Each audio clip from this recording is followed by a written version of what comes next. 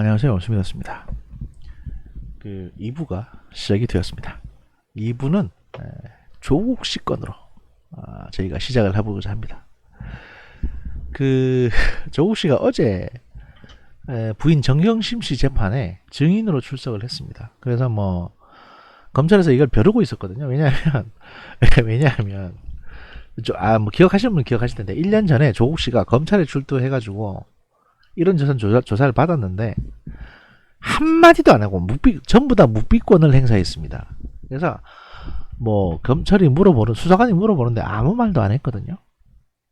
그냥 묵비권을 행사했습니다. 그리고 여러분들 기자들한테는 뭐라고 했냐? 재판에서 제 결백을 밝히겠습니다. 이렇게 말을 했습니다. 그런데 그래 그렇게 결백을 밝히겠다던 재판에 가서 어떻게 얘기를 했냐? 이게 이제 오늘의 주제입니다. 기사를 소개를 해드리면요.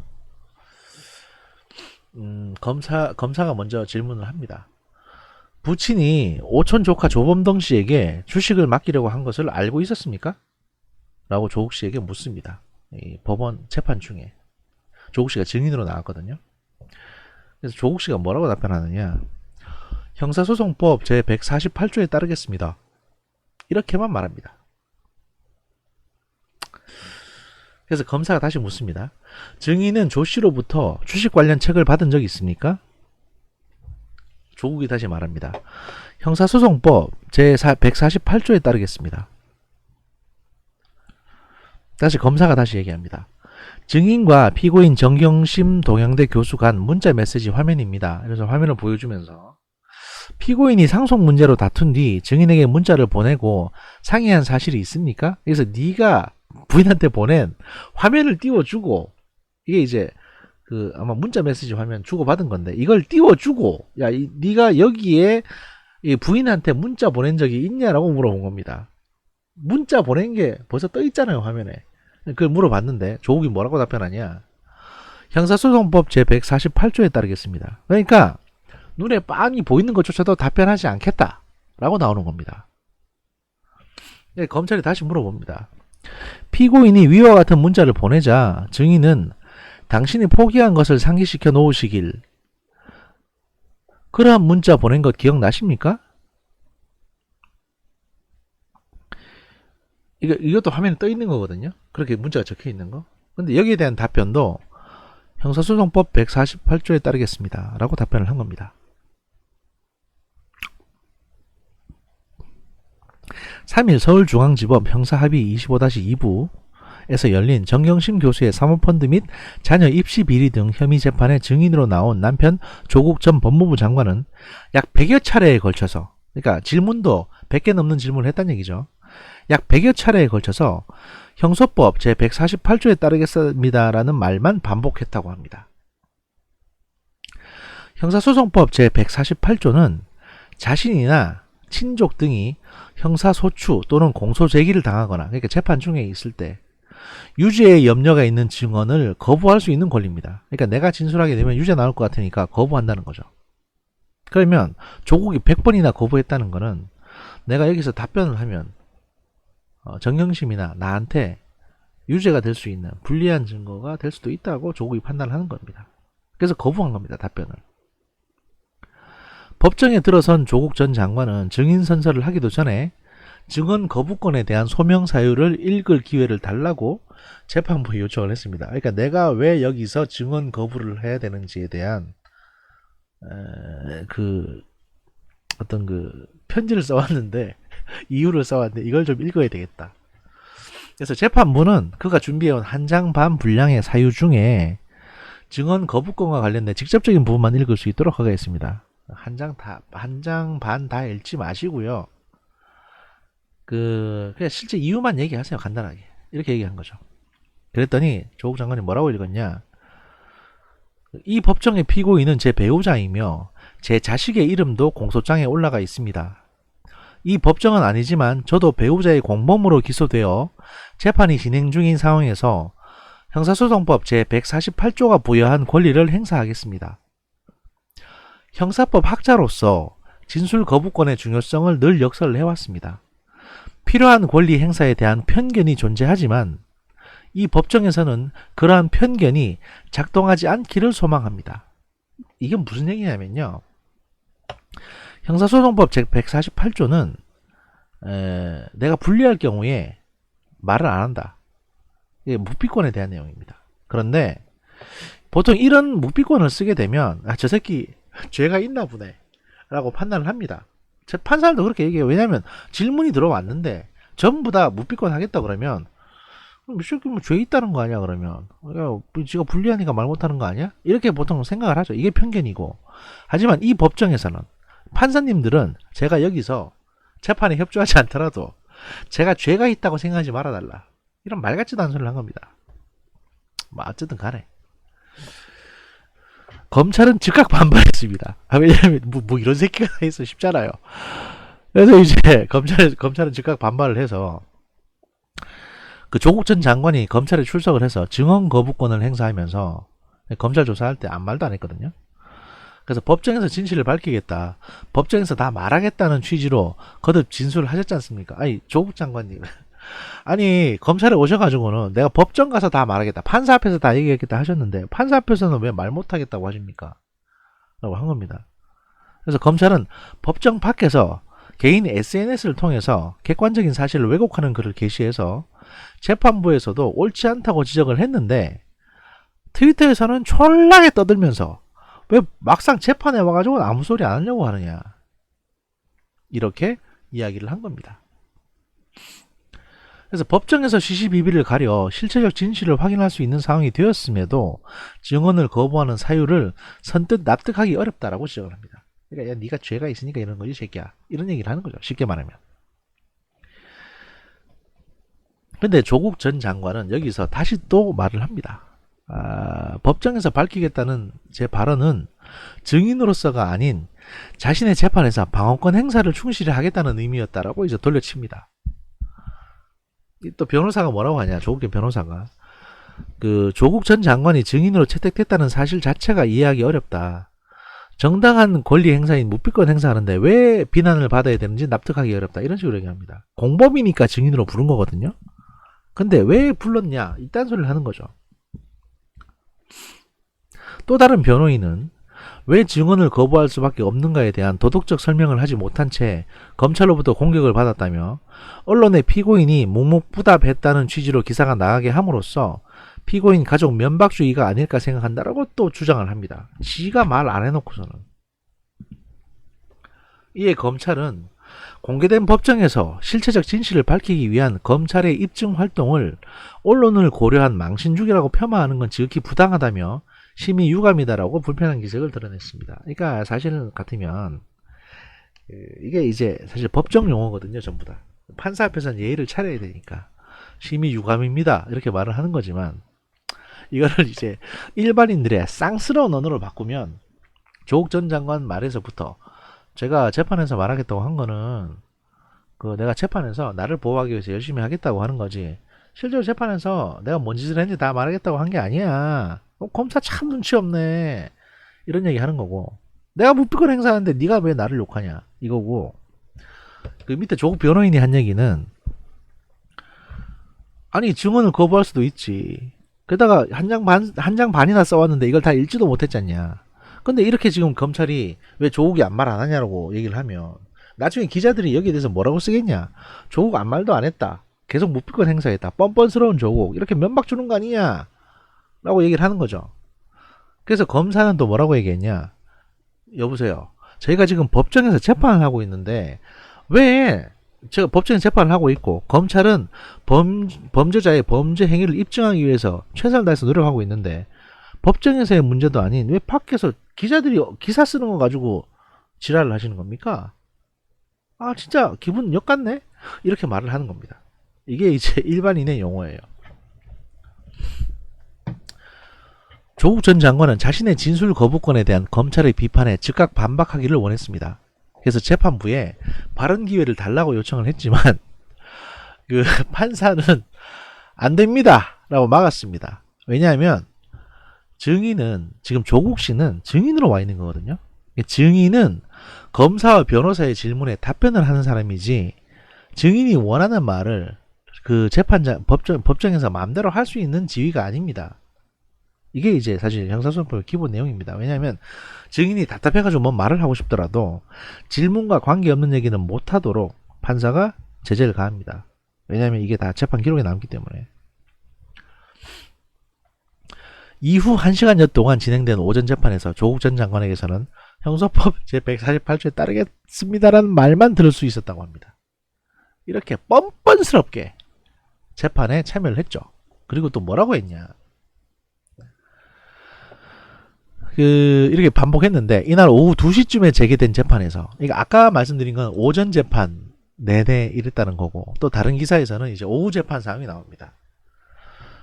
이날 오후 2시쯤 재개된 재판에서 조국 장관 측의 변호인은 오전 내내 조국 전 장관은 동일한 이야기를 하고 있다. 그러니까 형사소송법 제148조에 따르겠다는 얘기를 하고 있다. 검찰이 할 질문을 변호인 측이 보고 증언 거부할 사항을 체크해서 검찰에게 주겠다라고 합니다. 이게 무슨 얘기냐? 검사가 만약에 이 증인한테 질문할 내용을 미리 주면 저희가 보고 어떤 건 증언 거부할 거고 어떤 거는 답변할 거니까 체크해서 줄 테니까, 그러면 증언 거부할 내용을 아예 빼고 그냥 물어보면 안 되겠냐? 아침에 조국이 한 100번 정도 계속 같은 얘기를 했는데 이거 조국 씨한테 너무 가혹한 거 아니냐? 이런 뻔뻔스러운 욕을 하는 거죠. 이어서 이 변호사가 뭐라고 하냐? 검찰이 거부할 수 없다고 생각되는 질문이 있는지 알려주면 그 부분에 대해서는 협의해가지고 질문을 할 부분과 안 할 부분을 나누겠다라고, 계속 조국 전 장관이 듣고 있는지도 모르겠고 화면 띄우는데 안 보는 것 같기도 하다는 식으로 얘기를 합니다. 그래서 계속 조국 장관은 지금 계속 거부권 행사할 건데 이런 식으로 재판하는 게 서로 피곤하지 않아요? 라고 얘기하는 거죠. 그래서 미리 니들이 중요하다 싶은 질문이 있으면 그거 좀 보여줘봐. 그러면 우리가 그거 보고 답변할지 안 할지 결정할게.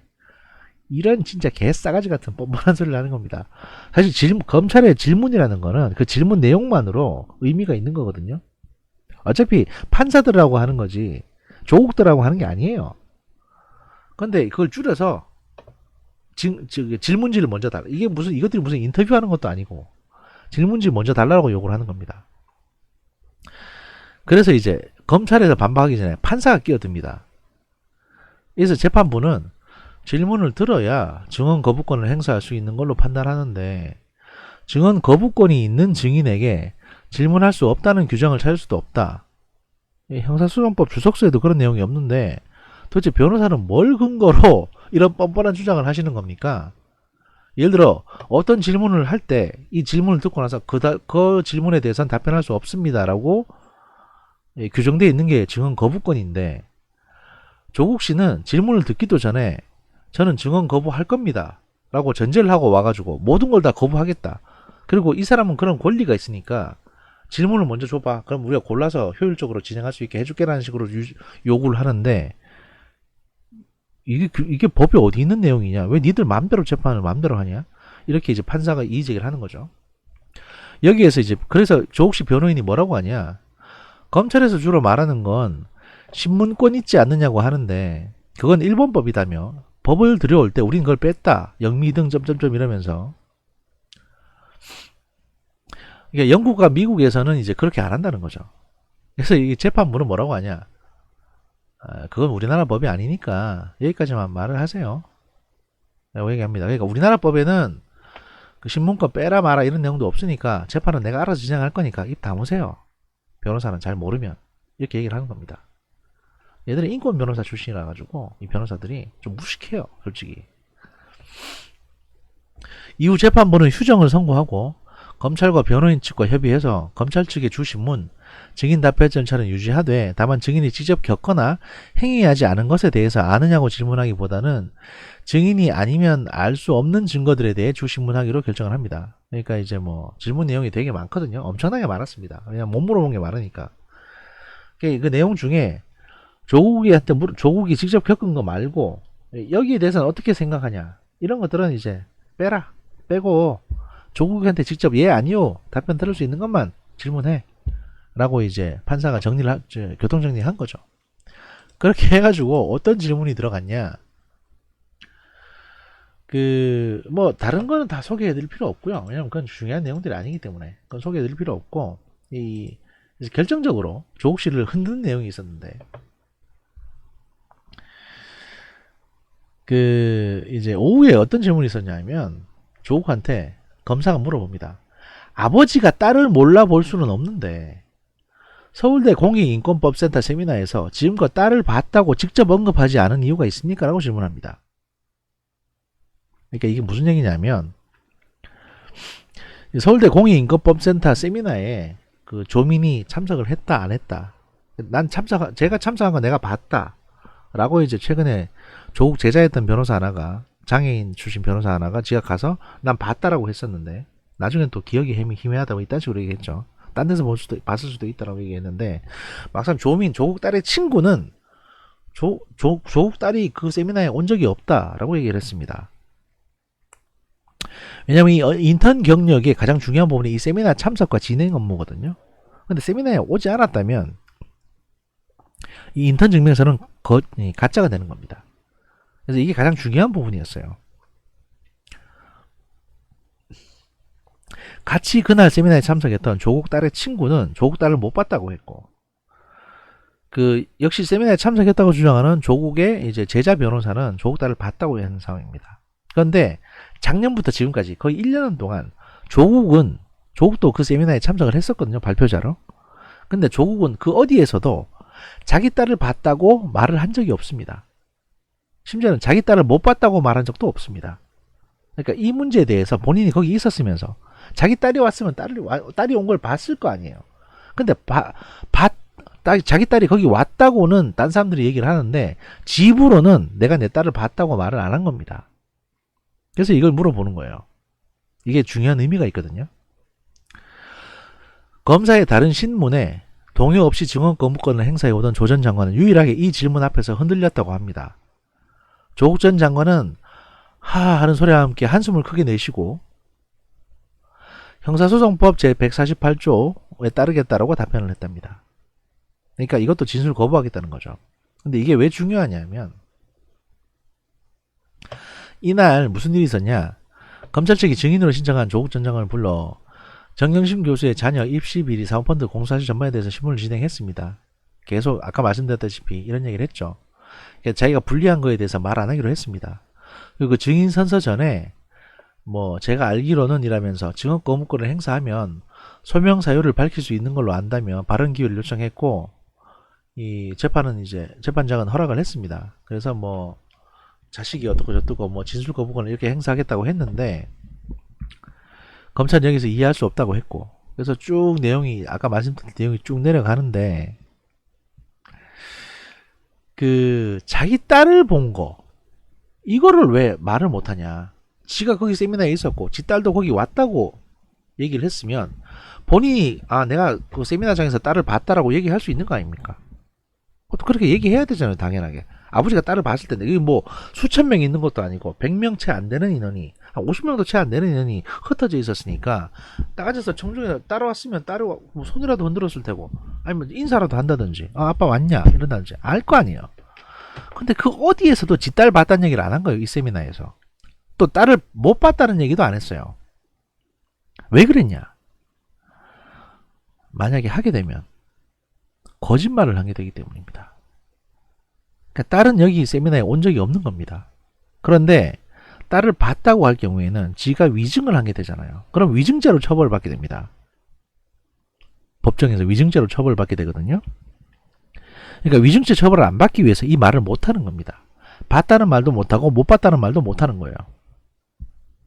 못 봤다는 얘기를 하면 딸이 안 온 게 되는 거고, 아버지가 딸을 몰라봐? 이렇게 되는 거고, 봤다는 얘기를 하면 딸이 만약에 안 온 걸로 최종 확정이 됐을 때 조국 장관은 다른 건 다 피해가도 여기에서 위증죄가 걸리기 때문에 딸을 봤다고 말도 못하는 거죠. 그렇다면 이 간단한 질문에 말을 못했다는 거는 결국에는 딸이 여기 안 왔다는 얘기입니다. 왔으면 왔다고 했지, 안 왔으니까 봤단 말을 못하는 거예요. 하여튼 뭐 이런 내용이다. 또 20분이 흘러갔습니다. 그래서 요건 또 여기서 스톱하고 3부에서 다시 뵙도록 하겠습니다. 그래서 이제 오늘 금요일 시간에는 1부, 2부, 3부 다 법률 얘기로 진행을 할 생각입니다.